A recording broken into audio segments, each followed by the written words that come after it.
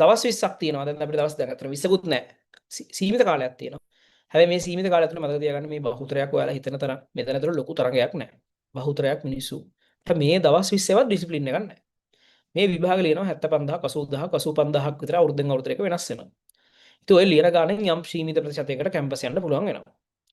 ඒක engineering medicine වෙන්න පුළුවන් වෙන කෝස් එකක් වෙන්න පුළුවන්. හැබැයි ඔයාලා හිතන්නේ මේ 75000න් තමයි මේ තරඟේ තියෙන්නේ කියලා. ඇත්තම කතන්දර ඔය 75000න් 30 40000කට මේක ගැන කිසිම අදහසක්වත් නැහැ. ඒ කියන්නේ එදා උදේට ගිහින් මොකක් හරි කරගන්නවා වගේ සෙට් එකකුත් මේක ඇතුළේ ඉන්නවා. හරිද? එදා උදේට ගිහිල්ලා මොකක් හරි කරගන්නවා වගේ සෙට් එකකුත් ඔයාලට හිතා ගන්න බැරි තරම්ම එහෙම සෙට් එකකුත් ඉන්නවා. සම්පූර්ණයෙන් ට්‍රැක් අවුට් වෙලා වෙන කිසිම දෙයක් කරන්න නැතුව මේ වෙලාවේ ටීවී සීරීස් එකක් ෆිල්ම් එකක් බල බල ඉන්න ගමන් අර කිසිම අදහසක් නැතුව ඉන්න සෙට් එකක් මෙතන ඉන්නවා. එතකොට ඇත්තටම ඔය ගේම් එක ටිකක් හරි තියෙන්නේ නිකන් සාමාන්‍ය නිකන් අර මොකක් හරි දෙයක් කරගන්න සෙට් එකක් ඉන්නේ 20000ක් විතර ඇත්තටම හරියට බැලුවොත් එහෙම. ඒ හින්දා ඔයා මේක ඇතුළේ තියෙන ට්‍රික්ස් ටික හරියට අල්ලගත්තොත් එහෙම මේ එසේ වලට MCQ වලට MCQ සෙමිනාර් වලින් ඊට පස්සේ එසේ දවස් ප්‍රැක්ටිකල් නයිට් එකේ තියෙන ස්ට්‍රක්චර්ඩ් වලින් මේ සෙෂන් වලින් මේ වගේ තියෙන පොයින්ට්ස් ටික අල්ලගත්තාම ඔයාලට එතනම ලොකු ලීඩ් එකක් තියෙනවා. හැබැයි වැදගත් වෙන්නේ මානසිකත්වය. හරිද? මේ වෙලාවේ ඇත්තටම ඇඟට අමාරුයි ඇඟට උනා වගේ වැඩ ඉතින් අර නිකන් සමහරවිට වැඩ කරලා එපා වෙලා මොකද්ද මේ කරන්න කියලා හිතන වෙලාවල් තියෙනවා. මොකයි නිකන් අපි මෙහෙම කරන්න නිකන් මේ නිදියන්නත් නැහැ, හැරෙන්නත් නැහැ, කන්නත් බොන්නත් නැහැ වගේ හිතනවා. ඔහොම කාලයක් එනවා. ඕක සාමාන්‍යයි. නිකන් සම්පූර්ණ ඩිසපොයින්ට් වෙලා හරියන්නේ නැහැ. එහෙම කියලා ලොකුවට ලකුණකුත් නැහැ. වැඩක් කරනවා. ඔහොම ඩිසපොයින්ට් වෙන වෙලාවක් එනවා. එහෙම කාලයක් පහු වෙනවා. ඕකේ වටිනාකම තේරෙන්නේ අර දැන් ඔහොම ගෙවිලා ගිහිල්ලා විභාගෙත් ලියලත් නෙමෙයි ඔගේ වටිනාකම තේරෙන්නේ. ඔගේ රිසල්ට් එන දවස තමයි ඔගේ වටිනාකම තේරෙන්නේ. අර අම්මඩයි තාත්තටයි රිසල්ට් එක කියන්න අර අම්මඩයි තාත්තටයි රිසල්ට් එක කියද්දී එනවා 아무තු එකක්. ඒක ජීවිතේට ගන්න බෑ කියන දැන් හිතන්නකෝ අර ඔයා දැන් බල ඒ කියන්නේ අම්මලා තාත්තලා බලාපොරොත්තු වෙන විදිහෙන් මේක ඉවර කරා කියලා එයාලට කියන්න ඉරුණාම නිකන් අර ණයෙන් කොටසක් ගෙව්වා වගේ සිද්ධියක් තියෙනවා.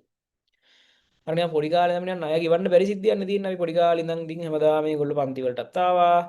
එක වලදී අපි වෙනුවෙන් කරා එයාලගේ උපරිමයක් කරා එයාලගේ ජීවිතෙත් ඇත්තටම ජීවත් වෙලා නැහැ නේද? දැන් ඔය ඇත්තටම තාත්තා කියන්නේ ඇත්තටම ඉතින් යම් වයසට ගියපු එක අතකට අර එළියෙන් වයසට ගියපු නිකන් අර බර කියන්නේ මහන්සි වෙලා බර වැඩ නෙමෙයි කායික වෙන්න පුළුවන් මානසික වෙන්න පුළුවන් සමහරට මොන හොඳ වෘත්තියක් වෙන්න පුළුවන්.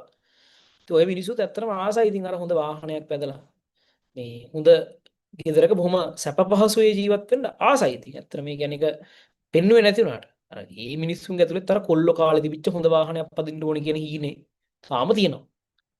අර අම්මලගේ අර රටකට ගිහිල්ලා පොඩි රවුමක් ගහලා එන්න ඕනේ කියලා හීනේ තාම තියෙනවා.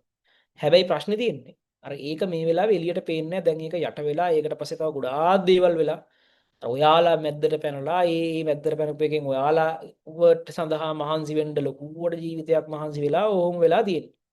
අර ඔය අම්මගේ තාත්තගේ ඇතුළේ ඉන්න පොඩි ළමයාව එළියට ගන්න පුළුවන් වෙනවා නම් ළමයෙක් විදිහට ඉතාලම සාර්ථකයි කියලා මම හිතනවා. ඒ කියන්නේ අර මේ මිනිසුන්ට ආස දේවල් ආයි මතක් කරලා දෙන්න පුළුවන් විදිහට මම මේකට ආසාවෙන් හිටියානේ මම මේ කාලේ මේකට ආසාවෙන් හිටියානේ මට ඒක ගන්න පුළුවන් වෙයි සමහරට ආයි දවසක කියලා ඒ තත්ත්වෙට ගේන්න පුළුවන් නම් ඒ කියන්නේ ඒ පොඩි හරි ඒ විදිහට දැන් ඔය අම්මලා තාත්තලා කියන කට්ටිය වැඩි කාලයක් ජීවත් වෙන්නේ නැහැ නැත්තේ ඇත්තම කතන්දරේ දැන් අවුරුදු 50ක් විතර වෙනවනේ ගොඩක් කට්ටියට. ඉතින් ඔය තව අවුරුදු 20 ගාණක් 30ක් විතර තියෙන්නේ. ඒතර ඔය තියෙන කාලය තුළ ඔයාලට පුළුවන් නම් ඔගේ රිටර්න් එක පළවෙනි වතාවට ගෙවන්න මේ රිසල්ට් එක දීලා. හරි මම ණය නෑ මම දෙයක් කරා මේක වෙනුවෙන් මම මේකට දෙයක් කරා කියලා රිසල්ට් එක දීලා.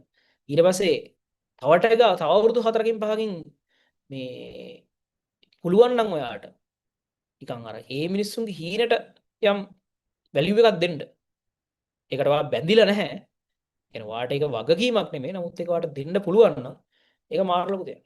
හරිද? ඒ කියන්නේ කරාට පස්සේ තමයි ඒකේ තියෙන වටිනාකම තේරෙන්නේ. මොකද අර ඇත්තම කතන්දරේ මේ වෙලාවේ ඔයා ඒ ලෙවල් කරන්න මහන්සි වෙනටත් වඩා මේ වෙලාවේ ඒ ලෙවල් කරන්න මහන්සි වෙනටත් වඩා මේ මිනිස්සු දවස ගානේ මහන්සි වෙනවා අදට. දැන් හිතන්නකෝ බහුතරයක් අම්මලා තාත්තලා ඇත්තම කතන්දරේ තාත්තලා උදේම නැගිටලා වෙරට යනවා. අර බස් වල කෝච්චි වල තෙරපි හරිද? අම්මලා උදේම නැගිටලා සමහර අම්මලා උදේම නැගිටලා කෑම උයලා වෙරට ගිහිල්ලා ආයෙ ගෙදර ඇවිල්ලා ආයෙ කෑම උයනවා. අර ඔයාලා මේ වෙලාවේ ගහන ගේමටත් වඩා වැඩි ගාණක් මේ මිනිස්සු ජීවත් වෙන්න ගහනවා නැත්තම කතන්දරේ. අර මං කියන්නේ මේ හින සල්ලි තියෙන සල්ලි නැති එකක් නෙමෙයි. සල්ලි තිබ්බත් සල්ලි නැතත් ඉතින් හැම අම්මා තාත්තම එහෙම තමයි. ඉතින් එහෙම ගේමක් ගහනවා ඇත්තටම. ඒ කියන්නේ ඒක නෝමල් වෙලා තියෙන්නේ. ඒක නෝමල් වෙලා තියෙන්නේ. ඒ නිසා ඒ ටික ඒගොල්ලෝ ඒ අවුරුදු 10ක් 15ක් තිස්සේ කරන ඩේලි රූටින් එකේ කන කට්ට මේ ටිකේ කණ්ඩ මේ ටිකේ කාලා ඔය රිසල්ට් එක අරන් දෙන්න ඒ මිනිස්සුන්ට හරි. ඒක වටිනවා. ඒ කියන්නේ මම ඒ ලෙවල් කරන කාලේ මම ඔයාලට කියලා දෙනවා මට කැම්පස් යන්න කියලා එහෙම එකක් තිබුණේ නැහැ. හැබැයි මට කරන්න වැඩේ චාටර් නැතුව ඉවර කරන්න ඕන ගමක් තිබුණා. අර නිකන් මේක ඉවර කරලා මම පස්සේ මොනවා හරි වෙන මොනවා හරි කරගන්නවා. අර නිකන් ගෙදරට චාටර් නැතුව මේ මිනිසුන්ටත් අර නිකන් මේ බලාපොරොත්තු වෙන රිසල්ට් එකක් අරන් දීලා මම වෙන දෙයක් කරනවා කියලා තමයි මම හිතාගෙන හිටියේ. පස්සේ කැම්පස් දැක්කට පස්සේ තමයි කැම්පස් යන ආසාවක් ඇති වුණේ. එතකොට මේ ඒ හින්දා උපරිමේ දෙන්න. මොකද මේක කරන්න බැරි දෙයක් නෙමෙයි හරි. මේක කරන්න පුළුවන් දෙයක්. මේක ඔයා හිතනට වඩා මේක තරඟේ බොහොම අඩුයි. බහුතරයක් මිනිස්සු මහන්සි වෙන්නේ නැහැ. බහුතරයක් මිනිස්සු මේ ගේම් එකේ නැහැ. අපි හිතන් ඉන්නවා හැමෝම මේ 80000ක් මේකට දුවනවා කියලා. මේකේ 50000ක්වත් දුවන්නේ නැහැ. 20000ක්වත් හරියට දුවන්නේ නැහැ. මේ දවසෙන් දවස එක පැයකට එක MCQ එක ගානේ එකතු කරගන්න පුළුවන් නම් එක පැයකට එක ලකුණ ගානේ අන්තිම මොහොත වෙනකම් මේ වැඩේ අතරින් නැතුව තව සෑහෙන ලකුණු ගණක් වඩ එකතු කරන්න පුළුවන්. මොකද අන්තිම ටිකේ හැම වෙලාවෙම දැන් අපේ ඉස්සරහ ෂෙඩියුල් වල සම්පූර්ණයෙන් තියෙන ලකුණු එකතු කරගන්න දේවල්මයි. ගෙස් ඩේස් ටික තියෙනවා මේ සතියේ ශේෂ්ත්‍ර ගෙස් ඩේස් තියෙනවා. ඊට පස්සේ තාපයේ ගෙස් ඩේ එක තියෙනවා ඉරිදාට. ඊට පස්සේ අනිත් පැත්තෙන් MCQ සෙමිනාර්ස් ටික යනවා. තව ස්ට්‍රක්චර්ඩ් ඩිස්කෂන් ටිකක් යනවා. ටී ටයිම්ස් ටිකක් යනවා.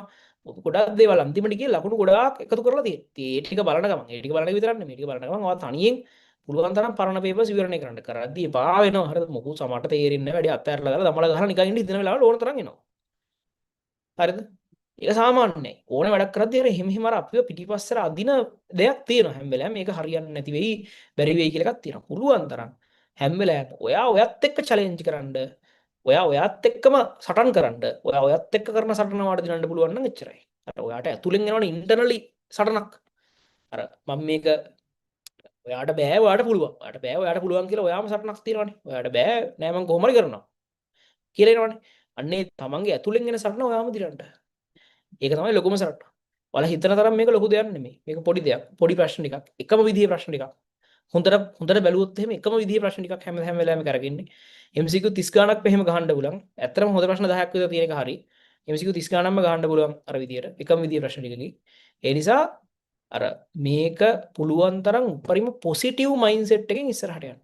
පොසිටිව් මයින්ඩ්සෙට් එකකින් ඉස්සරහට යන්න. වැඩි try කරන්න පේපර් එක කනවා කියලා යන්න ඕනේ. හරිද? අර මාර ගැම්මකින් වැඩ ටික කරන්න ඕනේ. මාර මොටිවේෂන් එකකින්. ඒකට අදාළ ගැලපෙන මියුසික් පාවිච්චි කරන්න මේ ටිකේ. හරි? පොඩි දැන් කොල්ලෝ නම් ඔයාලට සෙට් නම් කියන්නේ හොඳ මොටිවේෂනල් මියුසික් අහන්න. ඒකේ මාර ගැම්මක් තියෙනවාට. ඒ කියන්නේ ඒවා අහන ගම වැඩ කරන්න කියන නෙමෙයි. ඒවා නිකන් වැඩ කරලා ඔයාලට අති වැටිච්ච වෙලාවට ඒක අහන්න. අහලා ආයි වැඩ කරන්න කට්ට කාගෙන වැඩේ කරගෙන යන්න. හරිද? තව දවස් 18යිනේ රේස් එක ඉවර වෙන්න. තව දවස් 18යි තියෙන රේස් එක පටන් ගන්න. ඉතින් තව දවස් 20 ගාණක් යද්දි සියල්ල තීරණය වී අවසానයි. ඒ නිසා මේ ටිකේ කොච්චර කරත් ඒක ජීවිතයට වැලියු එකක්ම තමයි එකතු වෙන්නේ.